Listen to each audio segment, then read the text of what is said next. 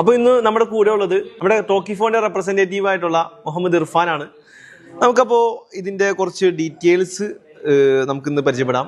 ഈ ഒരു വാക്കി ടോക്കീസ് മെയിൻലി നമ്മൾ കണ്ടുവരുന്നത് പോലീസുകാരുടെയിലും അതേപോലെ ഹൈ സെക്യൂരിറ്റി ഇതിലൊക്കെ പ്രവർത്തിക്കുന്നവരുടെ ഇടയിലാണ്. അപ്പോൾ നമ്മൾ സാധാരണക്കാർ ഈ ഒരു വാക്കി ടോക്കീസ് യൂസ് ചെയ്യുമ്പോൾ ഇതിനെങ്ങനെ ലൈസൻസ് അല്ലെങ്കിൽ അതിലെന്തെങ്കിലും അപ്പോൾ നമ്മുടെ കൂടുതൽ ആൾക്കാരും വാക്കി ടോക്കിനെ പറ്റി എൻക്വയറി ചെയ്യുമ്പോൾ ചോദിക്കുന്ന കാര്യമാണ് ഇതിന് ലൈസൻസ് വേണോ, ഇതെങ്ങനെയാണ് പോലീസിൽ നിന്ന് പെർമിഷൻ എടുക്കണോ, കാര്യങ്ങളൊക്കെ.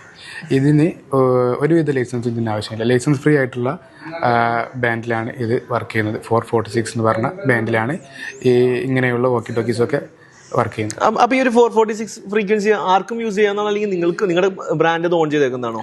അല്ല, ഗവൺമെന്റ് അലൗഡ് ആയിട്ട് തന്നിട്ടുള്ള, അതിപ്പോൾ പബ്ലിക് എല്ലാവർക്കും 446 എന്ന് പറഞ്ഞ ബാൻഡിൽ മാത്രമേ യൂസ് ചെയ്യാൻ പറ്റുള്ളൂ. ഓക്കെ.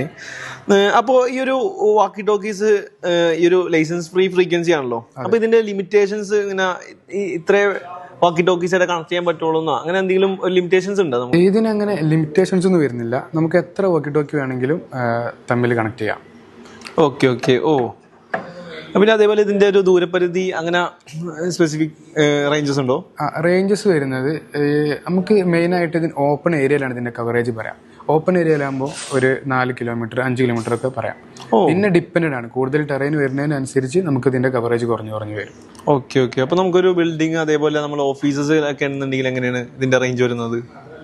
അതൊക്കെ എന്തായാലും കിട്ടും. ഒരു 800 മീറ്റർ 900 മീറ്റർ വരെയൊക്കെ നമുക്ക് എന്തായാലും കിട്ടും. ഓക്കെ, ഒരു 1 കിലോമീറ്റേഴ്സ് വരെ വലിയ ഓഫീസ് ഉണ്ടാവില്ലല്ലോ. അപ്പൊ അത് കംപ്ലീറ്റ്ലി നമുക്ക് കവർ ചെയ്യും. ഒരു ബിൽഡിംഗ് മൊത്തമായിട്ടൊക്കെ നമുക്ക് സുഖമായിട്ട് കിട്ടും.